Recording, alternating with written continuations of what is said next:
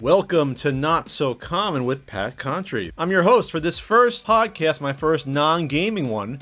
You know, if this is the first time you're listening to this, I don't know, you probably found it by accident, scrolling through whatever section on iTunes that this happens to come up under, if this is even approved yet, I don't know. But if you don't know me, you know, I do the completely unnecessary podcast, which is gaming and pop culture related and movies, and I wanted to give myself an outlet to discuss anything I wanted to. Not that the CU podcast isn't great, especially when my ill co-host Ian is there to help me get through that. Usually 2 to 3 hours of fun every other Wednesday night. But it was limiting in a way because, you know, I couldn't talk about politics or social aspects of life as much as I wanted to, nor relationships. And even sports to an extent, not really the podcast for that. So this is my outlet for you guys. And this is going to be a pilot. It might be a little rough. It probably is already. But this is what I want to do. This is how I want to expand. And this is what you hopefully want to listen to as I hit the Windex glass cleaner ammonia next to me. Why am I doing this, though, besides those reasons? Well, I can talk about things whenever I want to. I don't have to get all gussied up and shave and shower. Why did I have to shave before a podcast? I don't know. But then get on video for the typical CU podcast and do that. I can just relax in my underwear, half naked. I'm not saying I'm half naked now. I don't want to keep this somewhat PG-13. But I don't have to prepare as much in terms of how I look to do a podcast. And I can do this at least once a week a lot easier than I can the CU podcast because it's whatever topics are on my mind. It doesn't have to be 2 hours as well. What am I going to be talking about on the podcast? I'll be talking about climate change. In particular, a conversation I had with my dad that was awkward. I'll be talking about why Costco is a reason we can't have universal health care in the U.S. We'll also be discussing, some PewDiePie fallout. I'll tell him about me getting attacked on YouTube and Twitter. I think it's hysterical, and I have some thoughts about that as well. And no Q&A. There'll be Q&A in the future, probably. There'll be an email address, probably something like notsocommon@thepunkeffect.com if you want to send along your questions or even stories, maybe relationship advice. I want to get into that at some point. But I'm going to start real quick with sports before you all turn off. It won't be that long, but the NBA All-Star Game was absolute garbage. And it's usually not that good to begin with, nor are all All-Star Games any good. You can probably say that the Major League Baseball All-Star Game is the closest to even resembling the sport. Hockey's not bad, even though it's usually like 13-9, and there's usually never that many goals scored in a regular hockey game. The Pro Bowl has always been a joke for football. You might as well play two-hand touch or flag football. But the basketball game is just embarrassing now because watching a game where almost 400 points were scored was like watching someone play an hour-long NBA Jam game but with even less defense. So the entire game was basically rebound or made shot, and then another basket scored within like 3 seconds. So it was fast break after fast break, no defense at all, alley-oops up the butt. I think there was something like 50 slam dunks in the game, and it was embarrassing. I mean, it was. There was no attempt at defense. At one point, for a laugh, Steph Curry lays on the ground because you have two big men coming on a fast break. I think DeAndre Jordan was one of them. And all I could think the whole time was, if I paid good money to see that, and those tickets aren't cheap, if I pay like $125 for nosebleeds, is that the game I'd want to see? Sort of an exhibition for the sake of it, when the night before there was skills competition and three-point contest and a slam dunk contest, and now I gotta just watch something that's an absolute joke. It was embarrassing. Now I sound like an old man, but it's not something I'd want to see ever again in my life. But I'm not the prime, I guess, audience for that, but I do like the NBA a little bit. I don't know. I've been watching more the past few years, mainly because I hate LeBron James. Oh, there goes my Cleveland fans. They're gone. All right, cool. We'll just get one city out of the way one at a time. What did I do over the weekend? Oh, man. I went to Costco with my girl. Because usually I want to get some sort of snacks there. And in this case, I also want to look for mattresses. And Costco does have mattresses, believe it or not. I didn't buy a Costco mattress. I didn't do it. I think that's not the best idea to buy something you sleep on 8 hours a day, the same place where you can get gallons of mayonnaise for $2.99. I don't agree with that aspect. I think you should spend a little bit more on a mattress versus less, just because it's important to feel like you weren't sleeping on a bale of hay overnight, which is what my mattress feels like at this point. Actually, it feels worse than that. My mattress is 12 years old almost.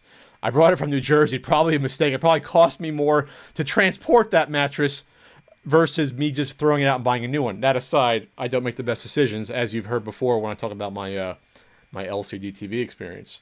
But I went to Costco, and shopping around through Costco, first of all, they give you a dumpster truck-sized shopping cart, and it was Sunday, so there was tons of people there to begin with. Not that Costco isn't always busy, but I had to wait as a predator outside. Those the areas where you throw your cart back into without hopefully hitting an SUV or minivan when you're done with it. I had to wait there to get a cart. There weren't even any out front. So once you're in the maze and mob, the zoo of the humanoids in Costco, you have to sort of brace yourself for the humanity there. And it's not like shopping at Walmart and you're seeing the pictures of people there, but it's not that much better, because it's just, okay, we all want a deal, sure, on our food items and our ketchup and our mustard, and why can't they have anything besides condiments? Because there's tons of things at Costco. Hell, there's great liquor. Hey, if you want liquor, go to Costco. You can buy a gallon of vodka for $27. But it's a hack thing at this point to say, who needs 14 pounds of jelly for $7? Is that a condiment too? I can't get off the condiments. But what I discovered in and out of Costco, more so outside, is that places like Costco are most likely the reason why us Americans can't have universal health care. And this is why. Bear with me. In other countries, food can be just as plentiful as it is in the U.S., but it is not as cheap, by and large, as food is here in the U.S. And that goes from normal foodstuffs to fast food and restaurant items. I haven't had a huge amount of international travel, but in my limited travels, for what I've seen, for example, fast food in a European country for a meal, like let's just say a Burger King meal or a McDonald's meal, will be $14.99 US for that meal. Here, that's $14.99 at McDonald's can feed you for 3 weeks. So there's no incentive not to eat fast food in the U.S. because it's so cheap and plentiful. In other countries, it's a treat. Here, it's it's almost like that's almost health food at this point. There's no emphasis on sort of risk reward here for the cost of food versus the health. As long as it's cheap, we're gonna go buy and eat it. Just because it's there, we can get it. Now I'm looking at I got my Costco list in front of me right now. Besides my let's see what I buy. Puma socks for $9.99. I bought a flatbread giant pizza for $13.99 for dinner with Frank. That was good. And a fruit tray. Try to be healthy with the fruit tray at Costco. But some of the stuff there is just like Jim Gaffigan says, you'd be stupid not to buy the food. You'd be losing money. It was $4.99 for a 4-pound rotisserie chicken. $4.99. So I bought 2 of them just because I can eat 8 pounds of chicken in a day. Why not? But then when I went outside, this was the most striking sort of image in my head that I don't think we'll get out of it in a while. It was swarmed outside of Costco with about, I want to say literally 150 people, maybe 200 people. Because outside of Costco is where they have the sort of, I guess, ready food area where you can just buy whatever you want there. It's like you're at a ball game, except the prices were tantamount to being at a roller rink in 1983. Huge slices of pizza were $1.50. And I had this embedded in my head. I'm not making these up. Hot turkey and cheese sandwich was about $2.99. This is 2017 prices. A 20-ounce soft drink with free refills was 59 cents at Costco. 59 cents. If you're homeless, just camp outside of Costco. Don't even bother begging for change. Just pilfer through the garbage and you'll find entire meals, banquets there probably that people leave behind because it's so cheap. And then the kicker to all of that was two other items. $1.50 for a foot-long hot dog. $1.50. And also, it was about $1.50 for an ice cream sundae. This was not Friendly's in 1989 with these prices. This was 2017. So the whole time as I'm looking at this, I'm like, a few thoughts run through my head. I'm like, sure, I'm never going to go hungry in this country. I could be homeless and I can just sort of stake my life around either Costco's or Sam Clubs or BJ's Wholesale Club and never go hungry. So that's a good thing. Even in the zombie apocalypse, they can just raid any nearest Costco and we'll be all fine. Just there'll still be some soft serve left in that ice cream ice cream dispenser. But the other thought I had was that we're never going to be healthy overall because there's too much food and it's too cheap. So it's sort of a double-edged sword there, right? Never going to go hungry, never going to be healthy while we have 60-cent refillable sodas. I don't know if there's a solution to that. I just don't know. What's the solution? Do we artificially make food more expensive? I'd rather do that and have us be healthier than our healthcare costs being out of this world, especially the insurance. Maybe there should be a premium. I'm not saying that we should just start soda taxing everywhere like they did in New York City a little bit, and then they tried in Philadelphia recently with disastrous results where it's just insane how much soda prices went skyrocketing up in that city. But there's got to be some sort of medium ground here, right? I don't know. I don't need these good deals, Costco. I'm looking at my receipt again. I don't think I need my 2 pounds of barbecue pork jerky for $11.89. I'm not sure that's a necessity in my life at this point. I don't know. Maybe I wouldn't be saying this if I was poor, but there's got to be some sort of middle ground here. That's all I'm saying here. Or at least have the healthy food cost nothing, and then have the more expensive foods. Have the unhealthy foods cost a lot more. Because that's always what it comes down to is that, yeah, it's you can eat healthy, but it's going to cost you a lot more money to eat organically, free range chicken, just more quality, higher quality beefs and meats. Usually cost a lot more than fast food at McDonald's, which barely qualifies as meat. And that's how, usually the richer you are, the healthier you are. That's just the way it works out, unfortunately.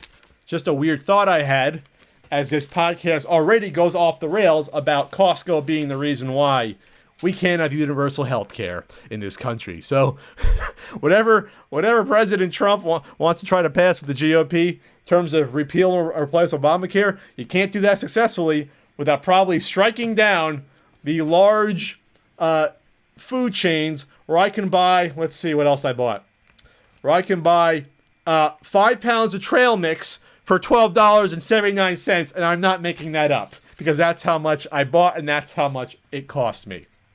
Speaking of Trump, I had a phone conversation with my father the other day, and when I speak to my father on the phone, usually 2 topics are guaranteed to come up.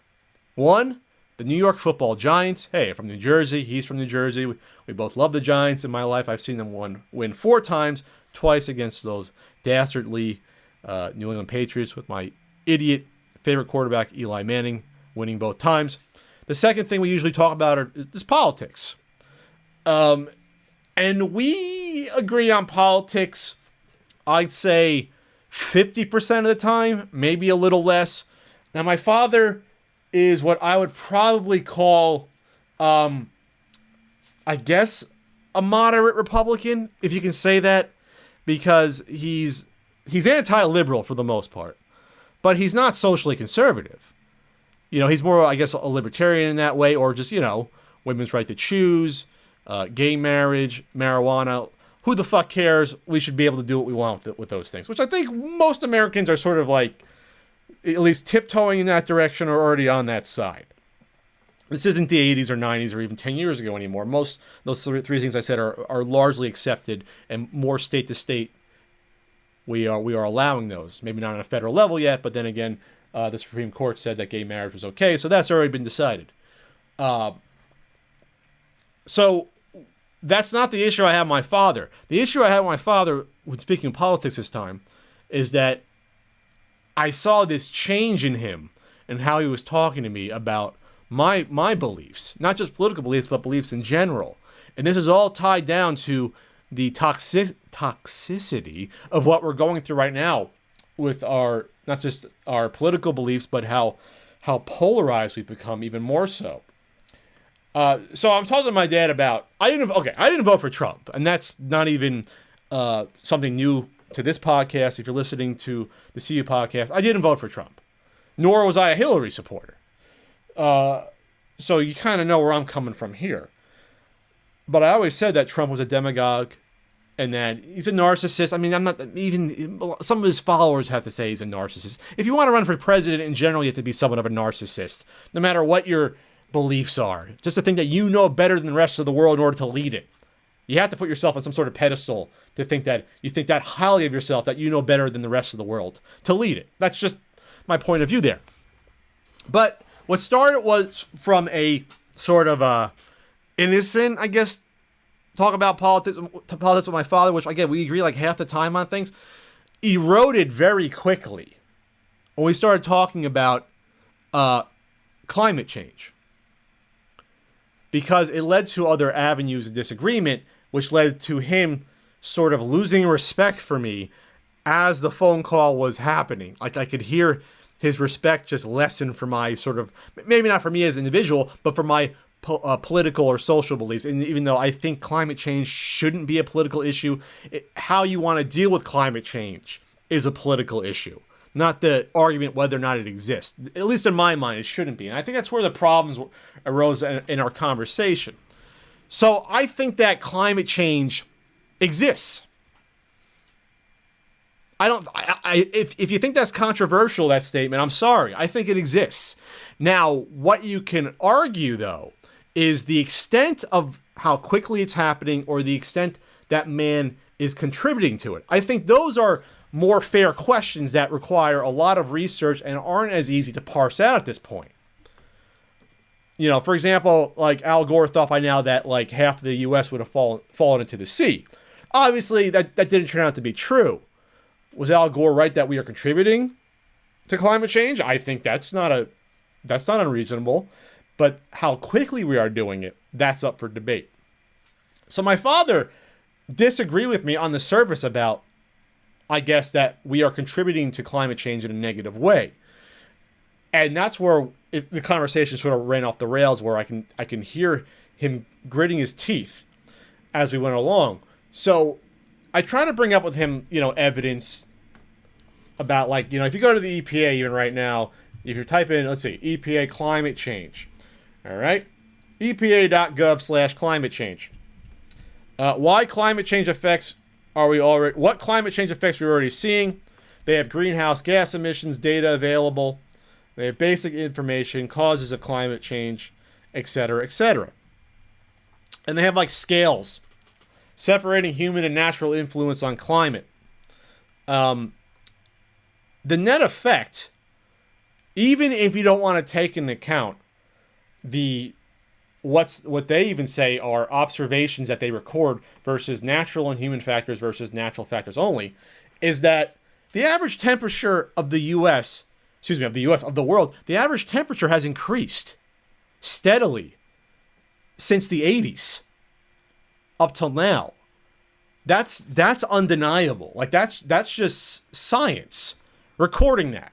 Again, you can argue that, well, we're not contributing to it as much as everyone thinks we are, yada, yada, yada. It's happening, and we have to accept that. So the average temperature increase from 1900 to now is, 1.25 degrees Celsius, which that is in Fahrenheit to those that are not listening in the rest of the world besides the U.S. 1.3 Celsius to Fahrenheit is a, what is that? What is that? What is that?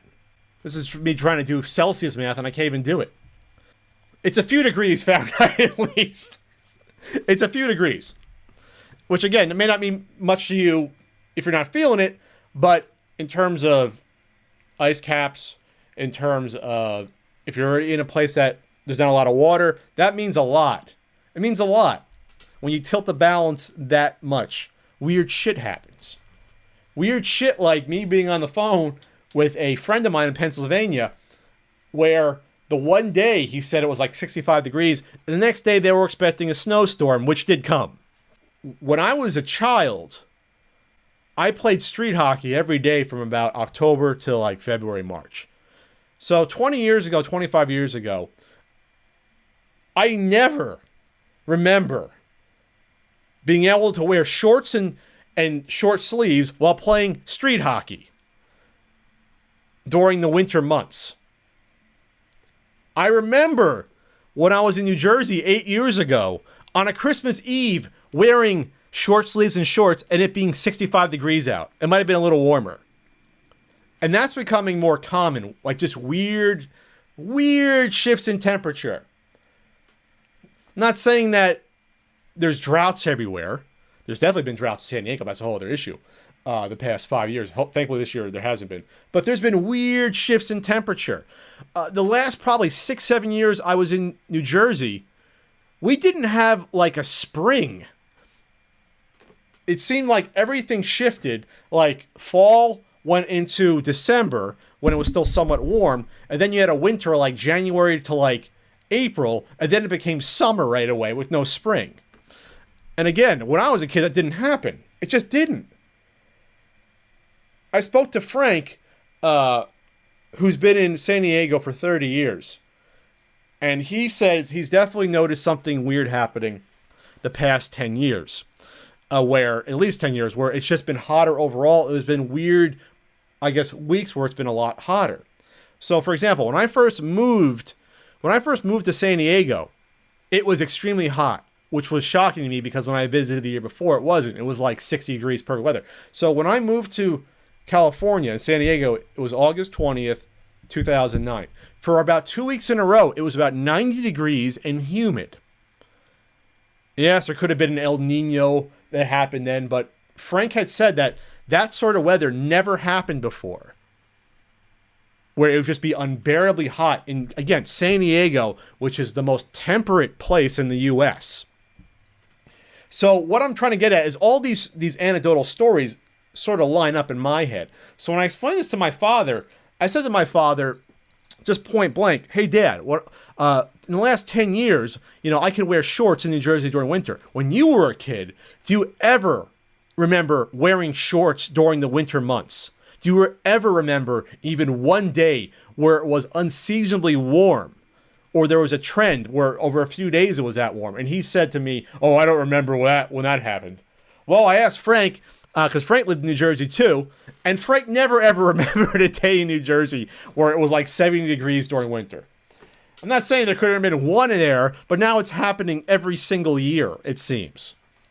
So what I'm trying to get at is, even if you don't believe that there's some sort of human factor to this climate change and overall global temperature raising, something's happening. It's not nothing. You got to at least give me that it's not nothing. So I said it to my father, it's not nothing, which I think is fair. It's not nothing.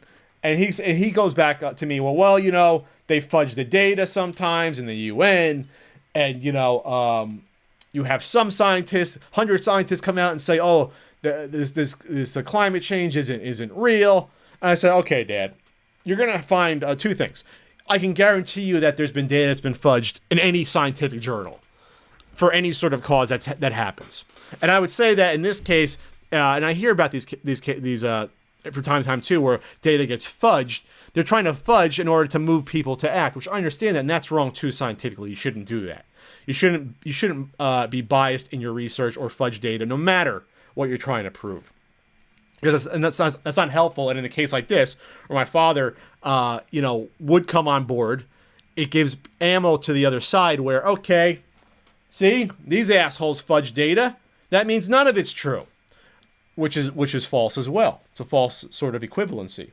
So I try to impart to my father was that with any sort of scientific inquiry or any sort of data that you're trying to help prove your point, you're always going to have naysayers, even scientists.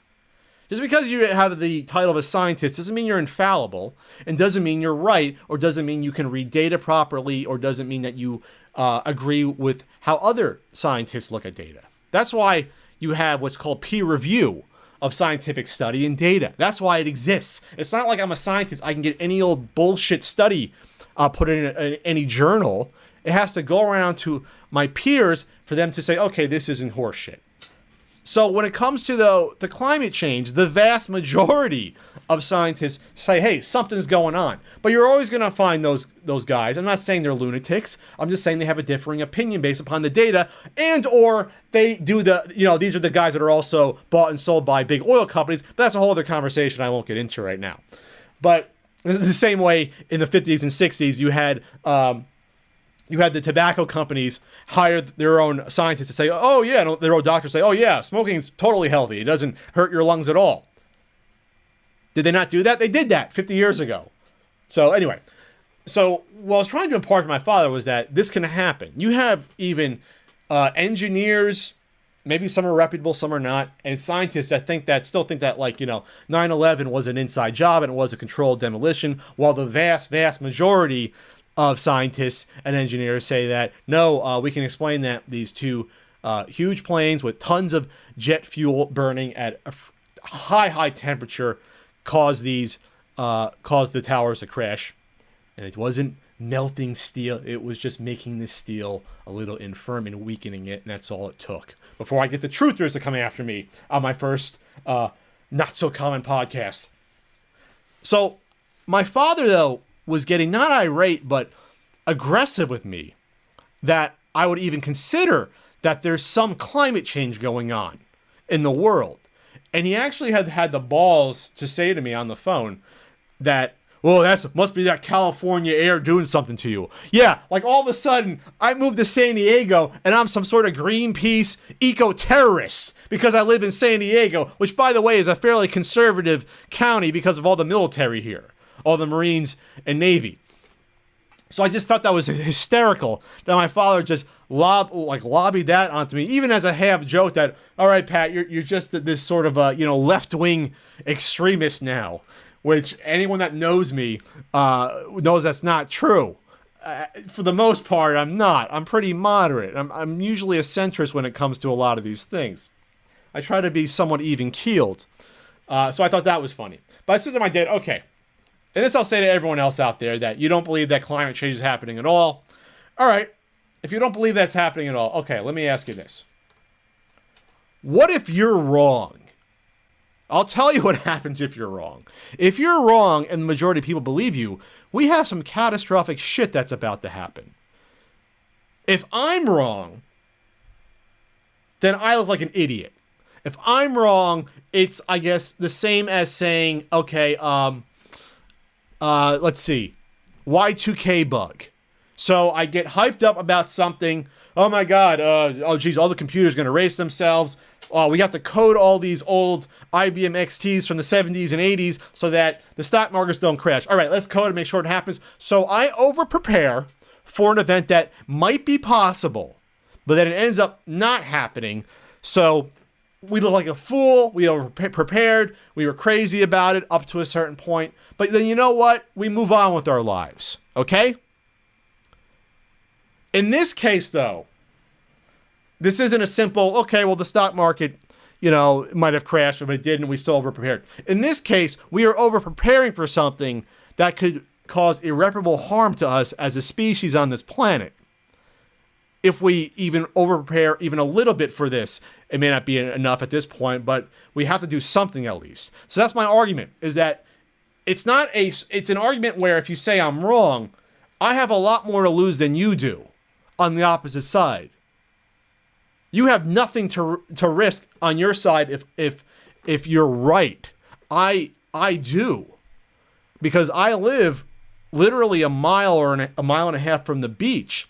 So if I'm right about there being some sort of climate change, I can't depend upon where I'm living now, potentially, to retire because it'll be underwater.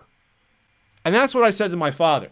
And I was a little harsh with him, too, which I can be from time to time. But I said to my father, point blank, hey, Dad, you don't have to worry about it either way because you're going to be fucking dead by the time that the real ramifications of global warming, climate change really affects us. You're going to be dead and gone. I'm going to have to deal with it.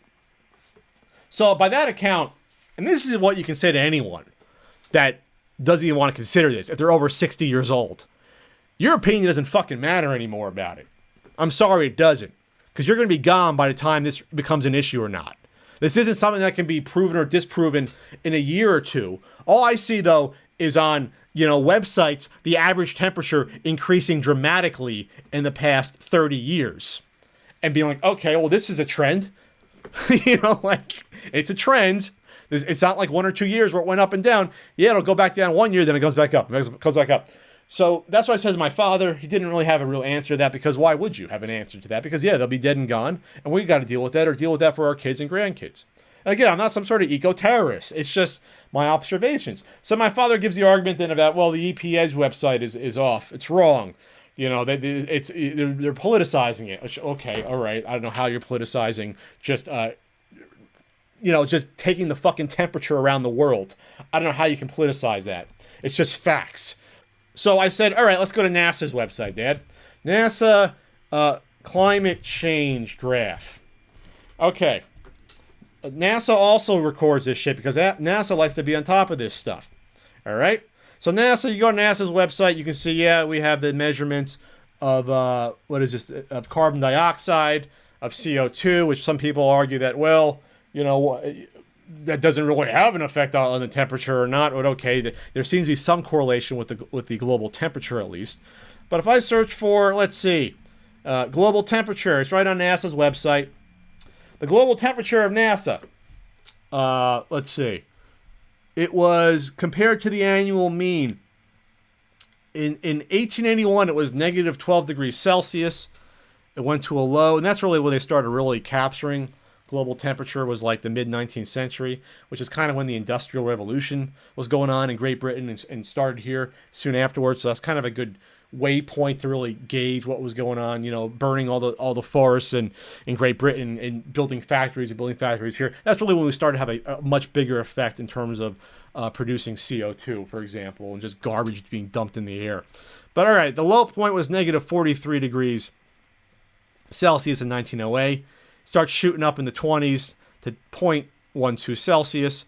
Stays a little steady until, again, 1980, and then it starts shooting up. 0.17, 1979, 0.28, 1989, 0.35, 96, 0.62, 2003, and then shoots up even more, 0.74, 2015, and then 0.87 degrees Celsius, 2015. So in the past 100 years, the average temperature has gone up, looks like almost 2 full degrees Celsius in that amount of time, which is not a small number because remember in Fahrenheit that's more than that, and I'm too lazy to do the measurement right now because I don't know why. But then my dad had an argument about the global temperature being on NASA's website, saying, well, that's also skewed or whatever. And I'm like, all right, Dad, you're going to argue with NASA. NASA taking temperature of the world. And this gets to a larger point where if you're so against wanting to be open to an argument, you're willing to not even be open to looking at actual data points that exist and are kind of hard to refute. I said, Dad, why would NASA lie about scientific data? These are guys that, if they are wrong about stuff, they either fly $1 billion probe into a planet, or they kill astronauts if they are wrong.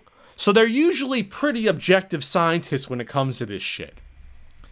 Pretty objective. And he said, okay, I'll look into it. All right?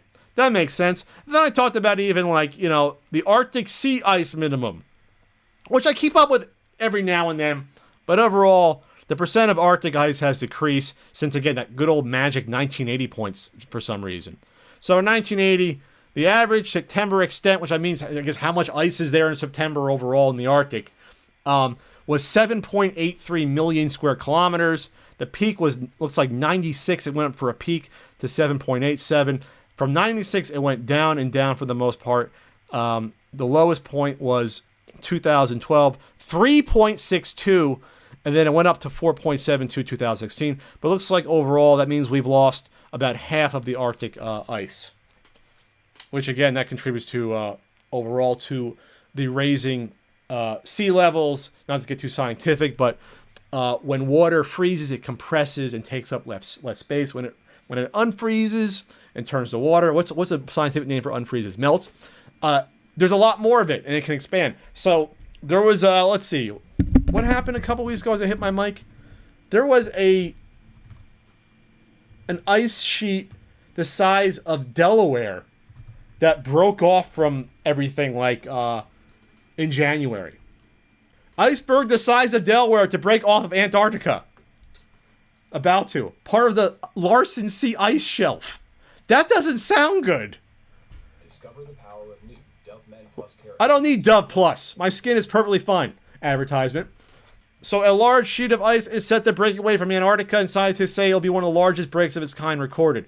Larsen C, a sprawling sheet of ice in western Antarctica, currently attached to its parent shelf by 20 kilometers. 12.4 miles of ice. Once it's split, the crack will produce an iceberg around 5,000 square kilometers, 1,900 square miles, about the size of Delaware.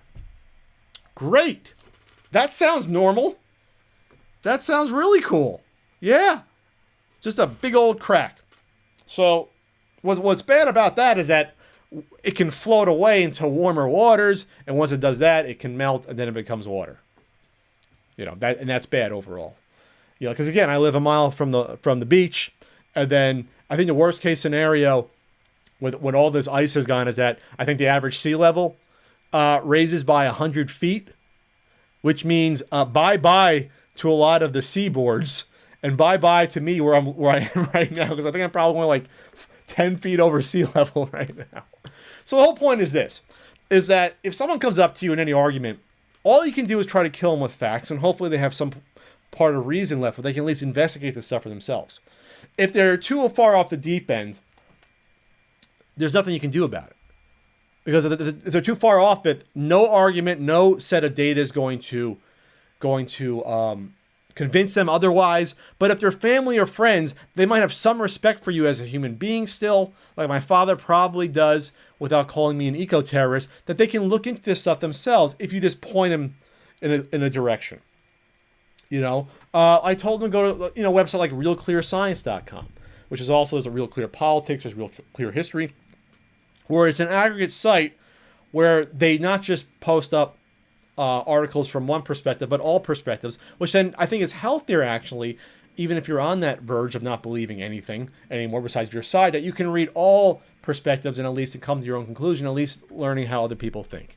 So, sorry, Dad, I'm not gonna go out and start bombing oil rigs.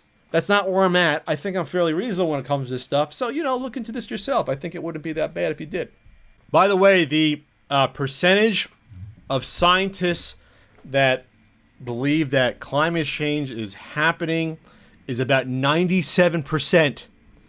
97% based upon a survey of scientists' view on climate change. This is off of Wikipedia, looking at a bunch of different, half a dozen independent studies by authors.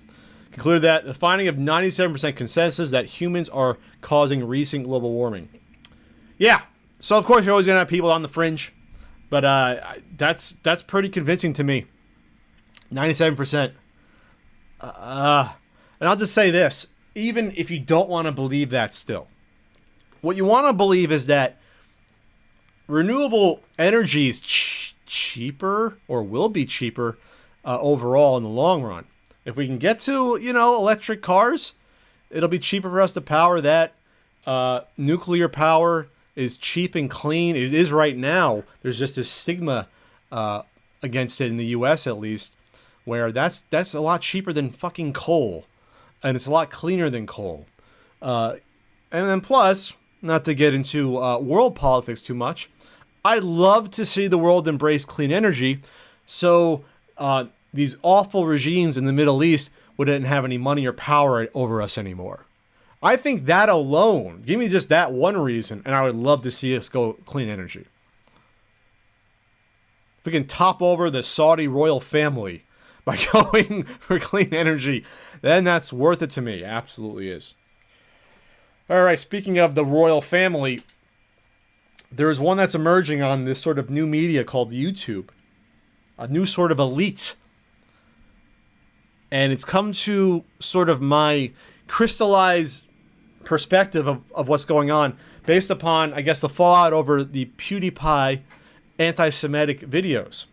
So going back, if you haven't heard the news, the biggest YouTuber, Felix Kjellberg of Sweden, was dropped from Maker Studios / Disney, the MCN, and his YouTube Red show was canceled, Scare PewDiePie Season 2, because, I'll get into it. It was reported from the Wall Street Journal, which is this was true now. You can get on their objectives later, that there was 9 instances or 9 videos of anti-Semitic or Nazi imagery or jokes in PewDiePie videos going back to like the fall or so, or late summer of last year of 2016.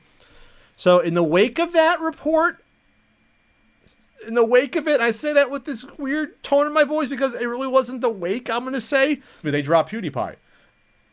But I would say this, is that, do you honestly think a business decision where you are going to drop the biggest YouTuber off of your company happened at the drop of a hat? Or do you think that this was already being discussed the past 6 months or so based upon PewDiePie's, we'll just say, not erratic behavior, but I guess pushing the envelope and sort of throwing jabs at YouTube and doing stuff to be edgy? You don't think that this conversation came up before with the higher-ups at Disney to be like, wait a second, do we really want to be associated with this person? And is it more reasonable that they saw these stories going to come out and say, this is a great time to drop and we have an excuse? Of course. They didn't make this decision in 10 minutes saying, oh my God, the Wall Street Journal is going to run this article. Let's drop this guy. No. Businesses do not move that quickly, especially when it's something like this. This was going to happen. PewDiePie was going to get his ass dropped. This just gave Disney an out to do it. Gave him a good excuse, I think, to do it. And then Google followed suit afterwards, for better or for worse. That's what I think happened. So Wall Street Journal had the right to publish what was actual truth about these were anti-Semitic jokes with or Nazi imagery being used. If they had said straight out, we think that Felix Kjellberg's a Nazi and this is truth, that's something different. Which is, by the way, what other websites try to say here and there or was evidence of, which is a whole other conversation, and one I did not bring up when I talked about it on the CU podcast because, first off, it wasn't the main point to me, but second of all, most of those articles I hadn't seen because they weren't even out yet. When I recorded that podcast, the news was still fairly fresh on that, Tuesday the 14th, which harmed me because by the time that video came out, I recorded it early Wednesday the 15th. So by the time that video came out, no, it did come out the 15th. I recorded on Tuesday. When it came out, there had been a lot more stories published, and the narrative had shifted to, well, from just PewDiePie getting thrown off of Maker and Google dropping him, to the mainstream media is trying to slander PewDiePie and drag his name through the mud. So the narrative had changed, and my commentary didn't reflect that. So then people came after me because they can't have two different thoughts in their head at the same time and are simple-minded. Let's just be honest. It's hard for people.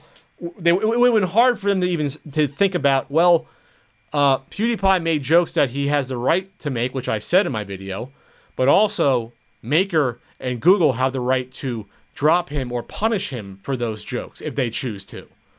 And that's even a bridge too far for some people because they think that freedom of speech means that companies can't drop someone from a business agreement, which was not what it means. Which, by the way, even if Google wanted to, they could have just eliminated PewDiePie's channel, which I would not agree with. But they could have, being that they're a private business, and they could have done that, and it still wouldn't be a censorship issue because YouTube isn't a public forum per se; it's a privately run website.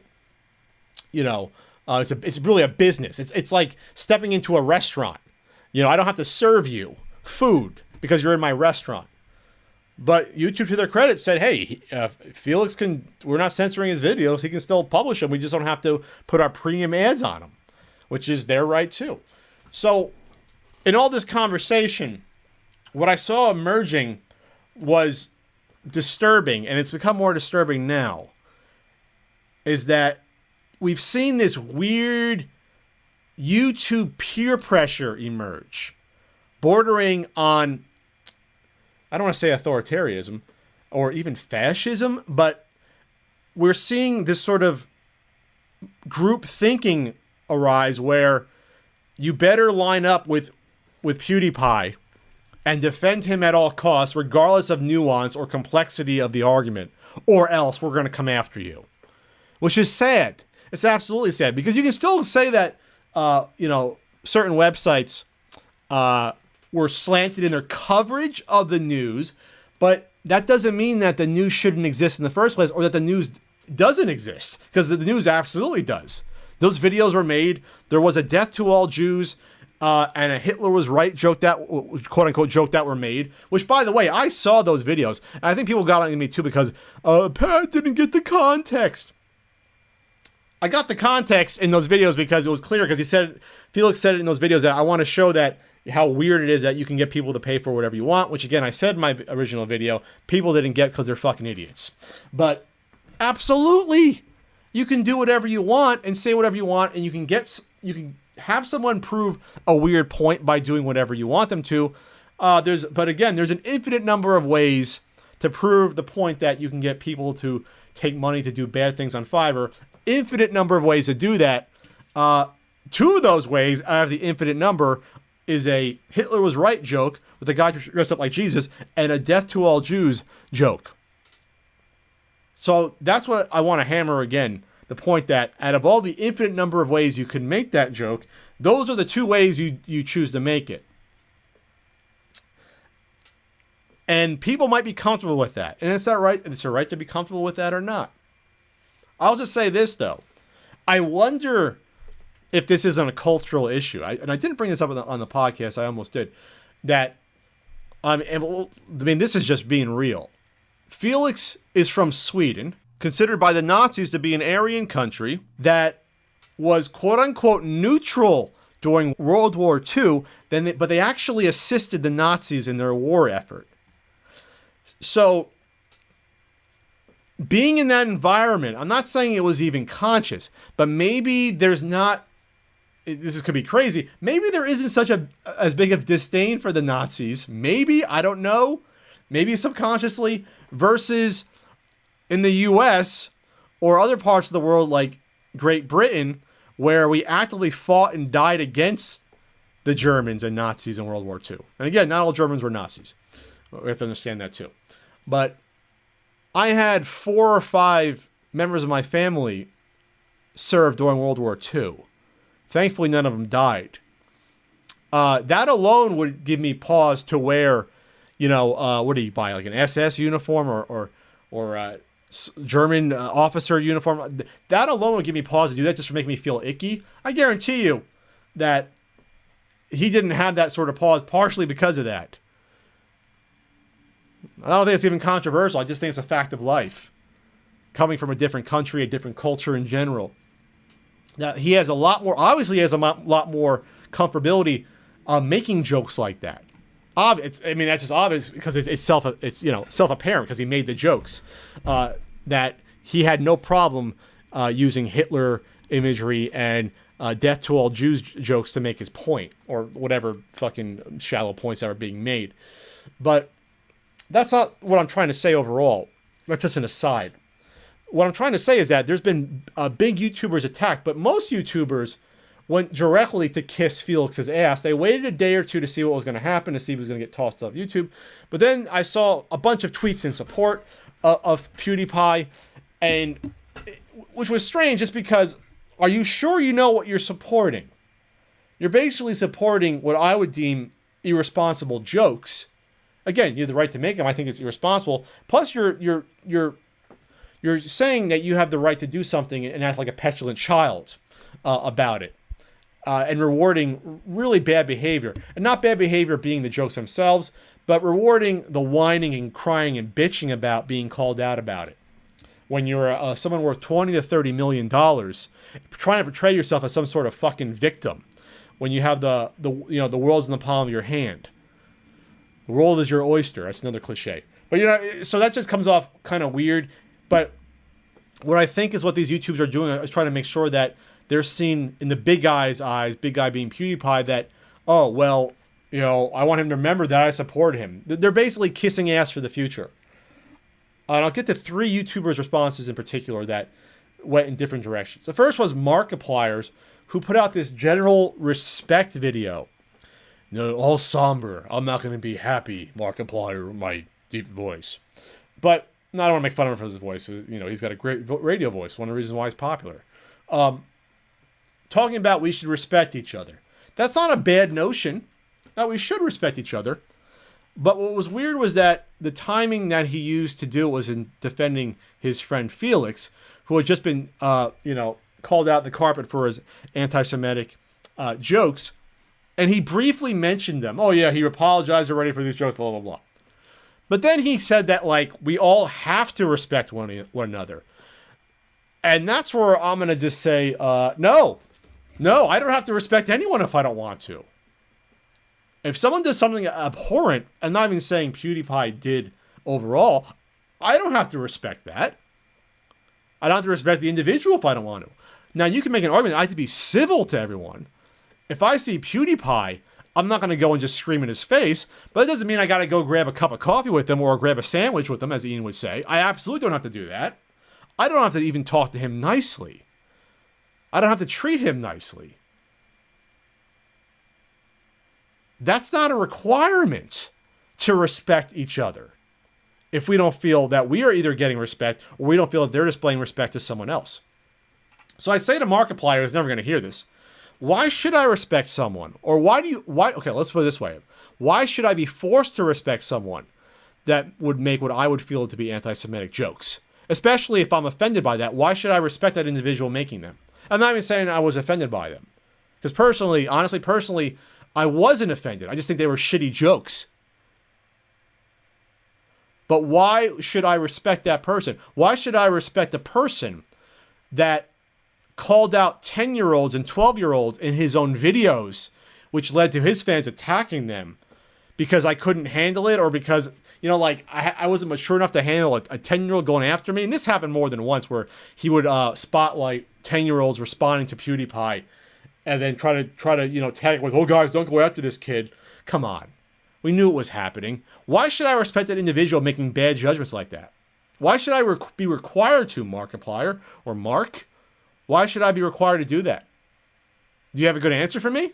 Or just because you want to make the world a better place by all of a sudden, now after your friend gets into trouble, now you make that video that we should all respect each other? No, I don't have to.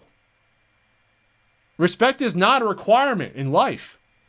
You may want us all to respect each other, but to me that would also mean that we all act properly to each other in order to garner that respect. I don't respect the message in your video. It doesn't mean I don't respect you. But that was one response.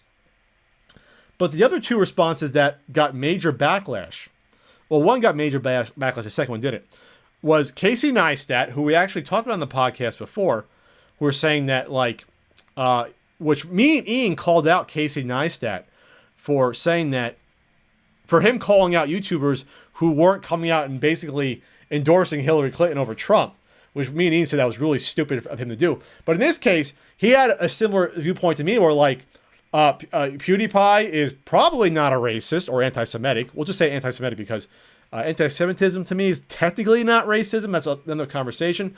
But he's not an anti-Semite. But he made some really stupid jokes, and he probably has a responsibility to be smarter, especially when he has a younger audience who may not see the quote-unquote context or satire in all of his jokes. And I would argue that, why the fuck do I have to have an annotated book aside me to understand of all PewDiePie's jokes in every one of his videos? But anyway, It's like going to see Dune in 1984.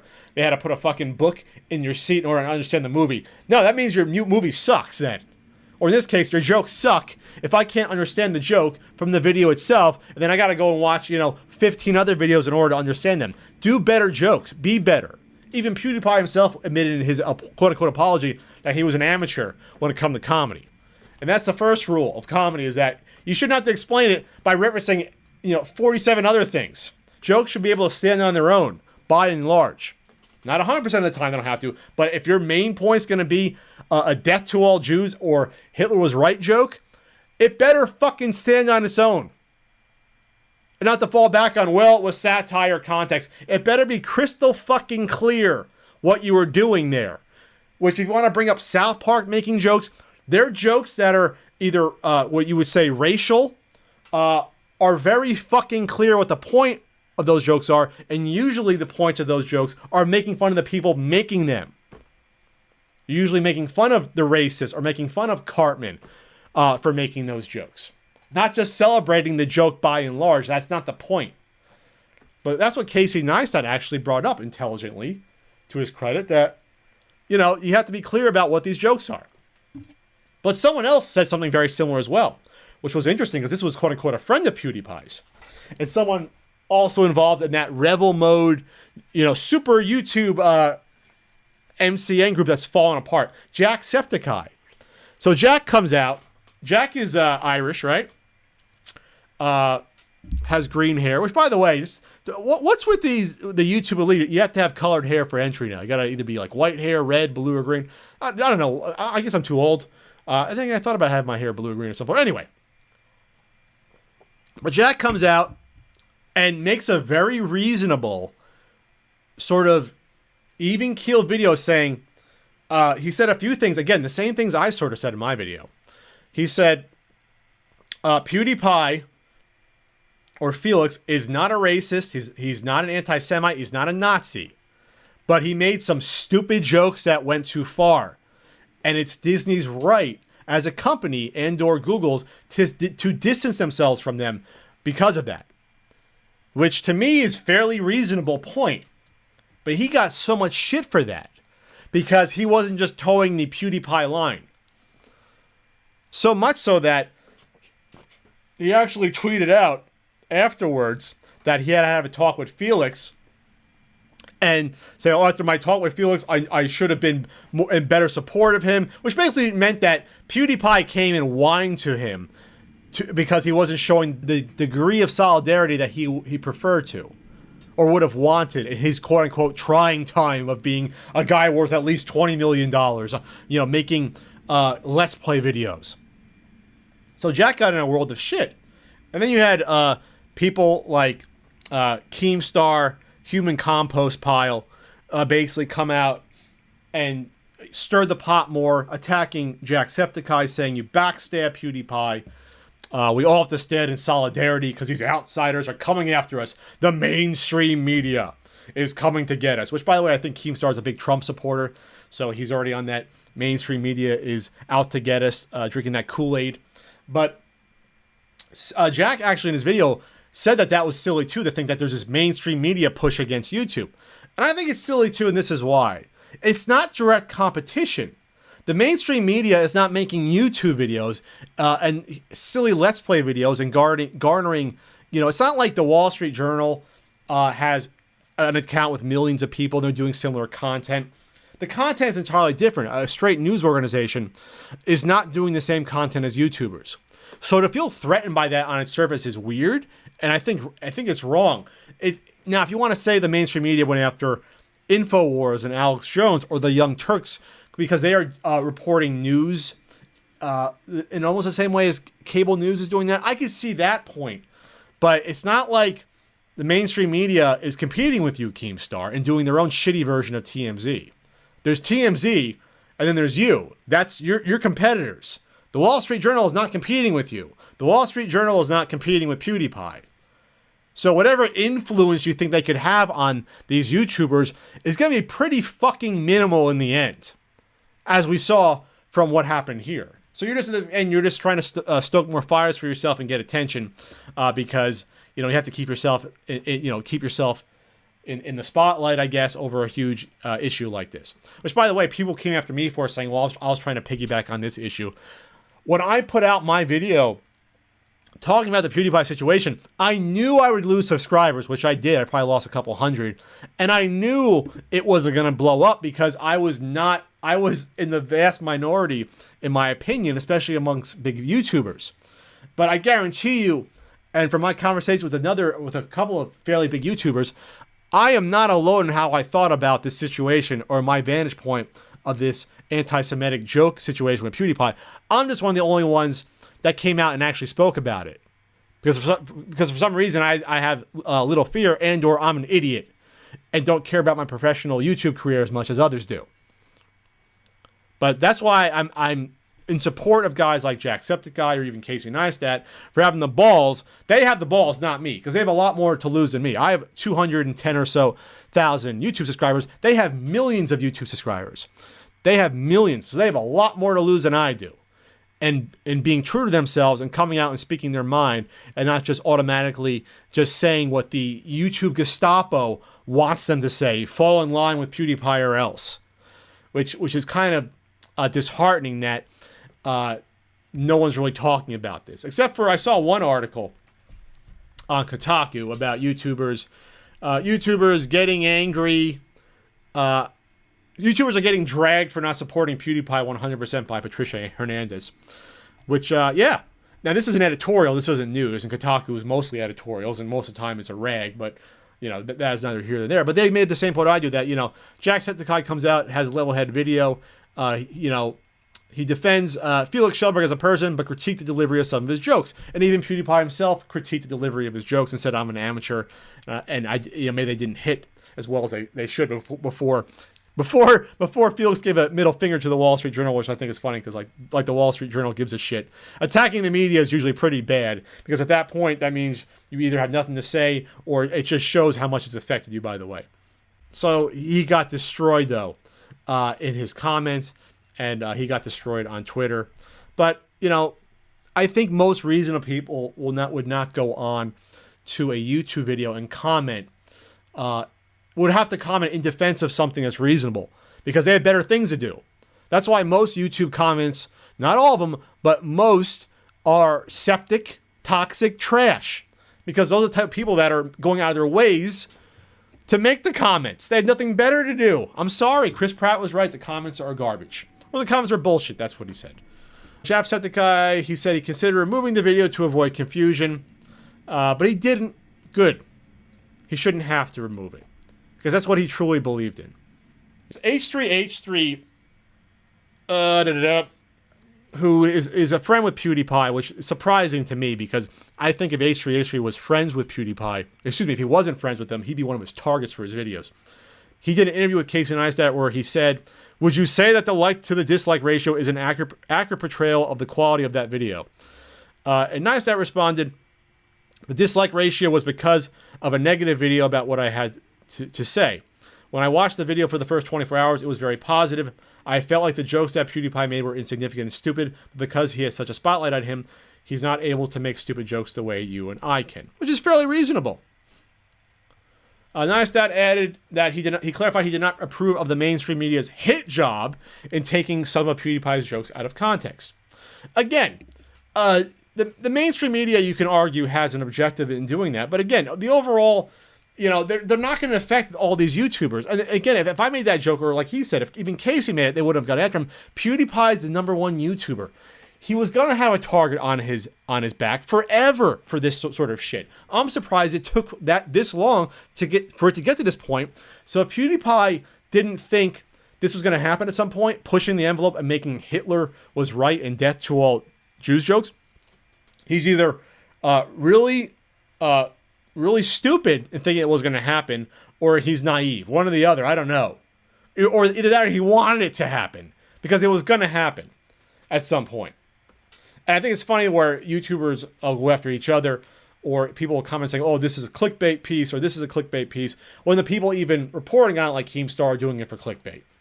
But they're trying to be somber and make a bigger point. The mainstream media is trying to bully us around. Yeah, like what the fuck are they going to do? Is the Wall Street Journal going to prevent PewDiePie from making any video you want? No. PewDiePie's going to make whatever video he wants to. It's going to happen either way. PewDiePie's going to be fine. If people come after me at some point in a large way, and not just in responding to another YouTuber, that means I finally made it. That means I got 3 million subscribers and people are coming after me for my jokes.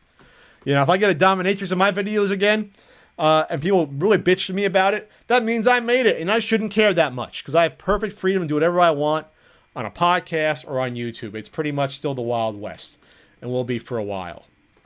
So in closing, as even Jacksepticeye said, it's silly to think that there's this brewing mainstream media YouTube war. Chemtrails. It's not happening. PewDiePie, be a man. You got called out for some shitty jokes that you admit were shitty. You're worth a shitload of money. Take your lumps and move on and try to be a better comedian. That's my advice. And I'm going to try to be a better comedian on my next Not So Common podcast because there's some serious shit here. But in the future, I'm going to try to interview YouTubers. Maybe I'll ask them about the PewDiePie issue. Maybe not. And we're starting out here, so please spread the word. If you're listening to this on Stitcher, or if you're on Podbean, make sure you try to subscribe, or iTunes. Make sure you leave a comment. You like this sucker. Let's get this going. I'm going to try to do these at least once a week. Once a week? I could do that. I think that's fine. And, yeah, send me an email, notsocommon@thepunkeffect.com. Maybe we'll do some sort of relationship stuff or advice about life or relationship stuff. We'll just do that. We'll make it a weekly sort of topic. Send me your stories. Long form we'll do. We'll do like some sort of story time where I'll try to follow along and I'll read your story out loud if it's good. And, you know, try to give my perspective. When I first started doing these sort of live streams years and years back that were terrible, I like to do relationship advice. And usually people would come to me for advice. Mostly girls when I was younger. The same girls that probably put me in the friend zone. But I would tell them what the guys were usually thinking, you know, and if they're, you know, if they were good guys or just using them or lying to them, you know. And, you know, that's probably much to my chagrin because, you know, I was always friend zone. That's all the conversation about the friend zone or what to do about that. But anyway, I'm going to see you guys later. I hope you enjoyed this. If you didn't like this, you know, this is rough. It's my first time out doing this sort of general podcast. And I'll smooth out those moles. You don't smooth out moles. You have them removed, right? I'll laser those moles away. Those ugly, disgusting, hairy back moles that might be cancer-ridden. They'll be gone eventually, I hope. No? Maybe we're gonna leave it on that note. Okay. And if you want to advertise with the Not So Common podcast, shoot me an email as well. notsocommon@thepunkeffect.com, and maybe I'll get some advertisers or sponsors. That'd be cool too. I'll see you next week. Maybe. Yeah, I will. Unless you guys hate me too much. Please be gentle.